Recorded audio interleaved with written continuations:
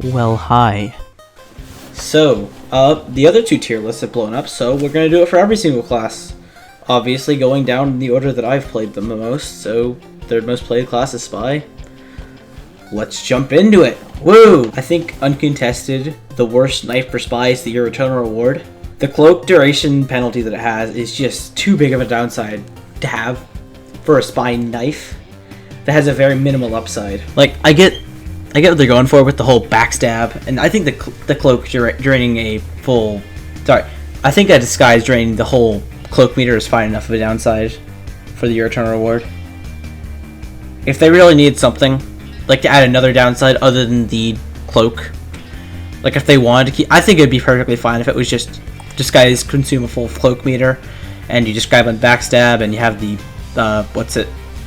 the silent killer. I think it'd be fine like that, but I don't know. I understand why they have the cloak duration, just to make it not...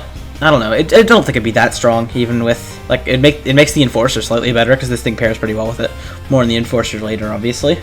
But also, the worst... I think it's just kind of obvious that I'm going to put the Red Tape Recorder in D tier. I do see there are legitimate uses for it, but there's, like... Those uses are very slim when you want to use them over the stock Zapper, so... I don't really see anyone taking the Red Tape Recorder over the Zapper in 99.99% of situations. It's not horrible, though. It's still usable. I'm just putting it in D tier because you're going to want to use the Zapper 99% of the time. I'm going to put the Dead Ringer in C tier because it has a pretty big downside of having no on-the-hand invisibility for the super loud and not that great speed boost debuff. It's really not that useful anymore. I mean, it's still fine. I kind of wish it was like the old version, like the old version before it gave the speed boost. I think that was a much more interesting version, and the speed boost just made it easy to abuse. Could be B tier, I guess, but like, it's not that great. And Spy is a very small weapon arsenal, so this is going to be, like, all of these are really, like, they're all usable weapons. Like, I'm not saying just because one's slightly worse than the others, doesn't mean it's not unusable. I'm not ragging on you for using it. I got some hate in the Scout video and the Pirate video for saying that it was... some weapons were lower and then others instead like advocating for it. This is all based on my experience. You could main Your Eternal Reward, Red Tape Recorder, Dead Ringer, and Ambi, Enforcer, Spy. By the way, these are the C tiers. And that could be I'm perfectly fine with that. Like, you could advocate for those weapons being the best, and this is just my opinion. Speaking of the Enforcer and the Ambi, I'm going to go with the Enforcer first. Enforcer is basically a direct downgrade to the stock revolver if you're undisguised in 95% of situations. Unless the enemy has popped battalions or something, or like VAC or something, then it's a direct downgrade if you're undisguised. If you're disguised, you get the first shot to have more damage. The end. It's not good. I feel like having the damage bonus be while undisguised would be make it perfectly fine again. It was totally worth it. Or maybe adding like a cloak downside. I'm going to make a video on that called After Hours, which is basically a series where I ramble on about a topic that I talked about in a previous video in more depth and more unprofessional and less editing and whatnot, just more me rambling on it, live commentary over some gameplay. But yeah, the Enforcer is not that great. It's still usable, like every Spy weapon is, which I think is great. I think the first thing is making them all usable in their own right, all having situations where they can be used. The Ambassador is not horrible, but like, requires you to have great aim, godlike aim. The critical damage being affected by range makes it worse than the stock revolver in a lot of situations, but it's still probably my favorite gun to meme with, surprisingly. Go Gunspy, I guess. Well, actually, my favorite gun to go Gunspy with is Electron J, because that's the lowest damage, but I'll get to talking about that later. But the Ambi is fun. I think they've got the right idea down. I think instead of making the critical damage affected by range, they should have just been able to only to crit within a certain range and not... Because you're doing like 90 damage as opposed to the old 102 when you're up close, when you should be getting that 102. So yeah. I think the Ambi is in a tricky spot right now between... Because a gun that can headshot is always going to be very controversially opinionized. I think right now it's way too weak, like the Enforcer. However, it's still a usable gun, like every single one of Spy's weapons is. In B tier, I'm gonna actually have to say this is just knife tier. This is like where two knives will be. Big Earner is not a bad knife at all. No knife for Spy is bad. The on-kill effects, very, very good. Speed boost, allowing you to get more chain stabs or retreat quickly, very useful utility. And also the Cloak on kill. If you need to charge up your Dead Ringer even, you get that speed boost, and then you can pop your Dead Ringer for even a longer speed boost to get back to spawn. If you want to be a coward spy, then that's perfectly fine. The problem is that the health decrease is pretty major with no way to get it back. And you'll see what I mean by that later. Because like, the health decrease is a pretty major downside because it'll make you get one shot by pills if you're found out. But generally, if you're a spy, you're going to be attacked and killed if you're found out anyway. I can see some people arguing that the Spycicle is a direct upgrade. And honestly, you might not be wrong in some situations. But it's only if you use it correctly. If a pyro sprays you with flames, like spy checks you as you're going for a backstab, sure, you're going to die, but you're also not going to be able to get the backstab because your thing is gone. It can be refilled at ammo packs. It is a natural counter to your enemies, pyro, but it always has that downside of A, those statues make you a little bit more noticeable as a spy, I guess. Those aren't really that much of a downside, it's just like calling card kind of stuff. I was here. Whoa. Like, it's I don't know. And also, the being able to melt is like it's some stock knife, but with a mechanic that makes it arguably better, arguably worse. I just put it in B tier. I prefer the consistency of the stock knife more, but the Spycicle is not bad. It definitely has its uses, many uses for getting away from pyros. It's definitely more of a counter pyro knife than a I'm gonna focus completely on backstab knife, and also it makes trick stabbing pyros basically undoable because you can't. I'm not sure where to put this I'm not sure where to put the Cloak and Dagger, A or B tier. I'm actually gonna put it in B tier. It could be A tier.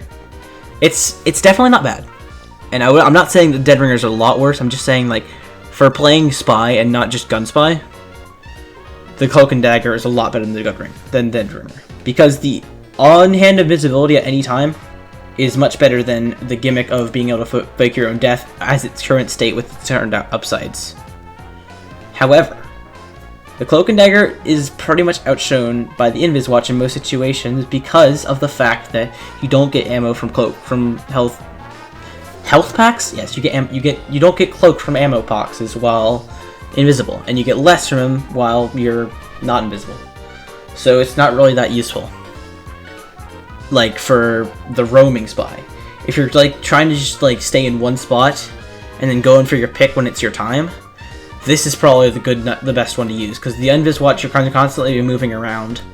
It's going to be somewhat easier to find you, but also you could just bump into somebody, and I don't know. Imagewatch relies more on your movement. I'm going to get back into that later, but it relies more on your movement, and Cloak and Dagger relies more on you finding a good hiding spot, somewhere where they won't check. The Stalker Revolver is the perfect example of consistency. It does decent damage up close and is a decent annoyance tool from a long range. And also the quick recovery from the accuracy deal after shooting is nice. Like it's just a second and something, I don't know. I'll put it on screen probably. And it's just like, it's a stock revolver, man. It also looks like really cool. I don't know why it looks so cool. The pearl handle is much better than the wooden handle original design in my opinion. But I feel like just because it doesn't affect how a spy's cloak or anything, and it's just a decent backup tool, it's plan B. For when a stab goes awry, or when you need to just like get away from an annoying medic. Like you say you backstab the soldier, and you're using like the big earner, and so you can't really go in for a stab. You can use your speed boost with a revolver. If you can aim well, you can definitely take out that medic before he takes you out with his crossbow or uber saw or whatever, blitzsaw or whatever. run at you with vac out. The stock knife. I've already said a lot. What do you really need to say about the stock knife, though? Like, it's an amazing tool. There's just really nothing to say about it. Backstabbing is really good, and no health decrease, no special gimmicks. This spy is just... If you use a stock knife, I completely respect you for it. It is a perfect example of consistency, and you don't need no gimmicks to help you do your job. It doesn't have a health decrease, doesn't have, like, that weak... doesn't affect your ability to spy in any way. It's just normal spy gameplay.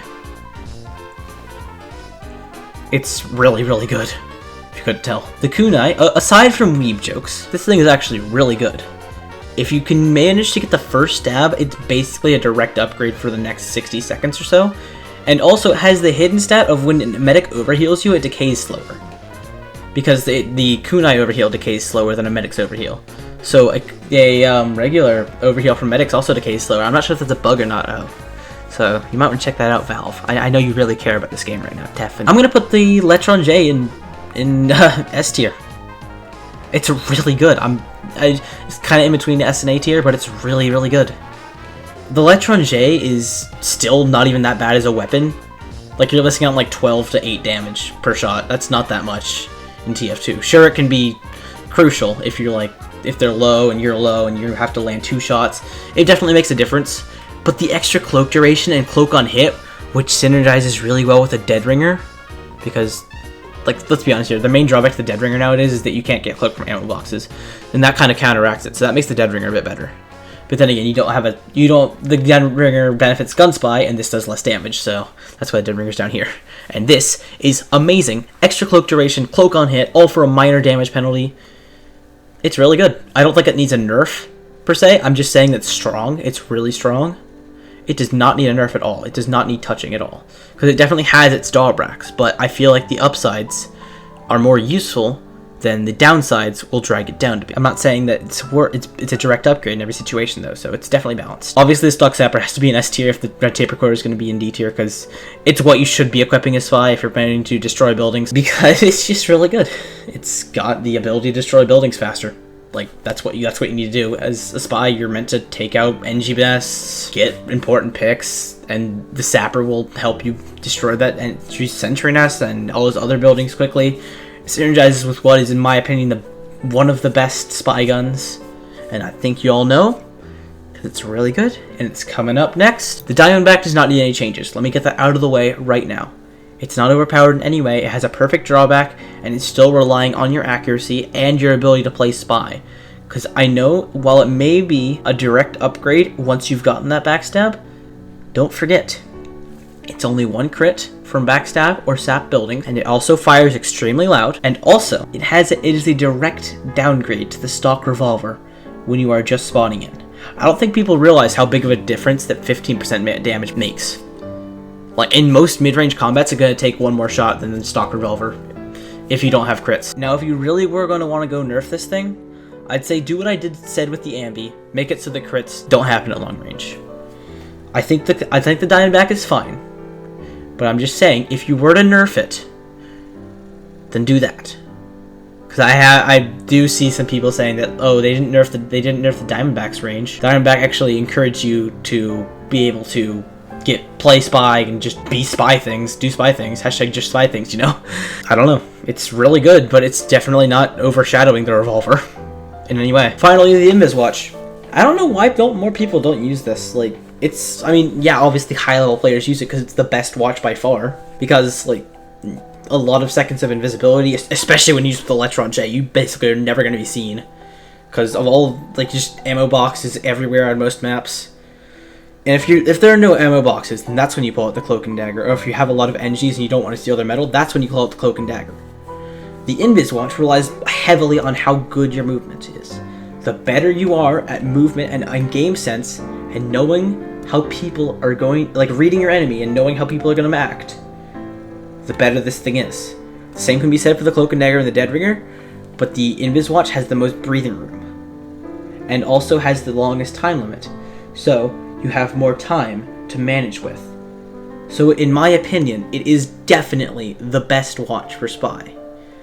The Cloak and Dagger and Dead Ringer have their uses. Every one of Spy's weapons is usable. Sure, some of them are better than others, but that's just how it's always going to be. No Spy weapon is horrible. You can run Red Tape Recorder, Ambi, Dead Ringer, and Your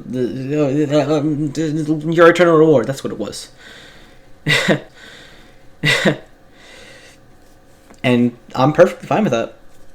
If you have any arguments with what my tier list says, please, I urge you, leave a comment below. Because I don't play enough Spy to fully understand his loadout. Who knows? The Enforcer could be really good. I dissed it in my Enforcer video. Go check that out, by the way. But without further ado, my name's been Goggles, and I hope you all had the best of luck in your future endeavors. I hope this video has helped you, and I urge you please stay safe out there.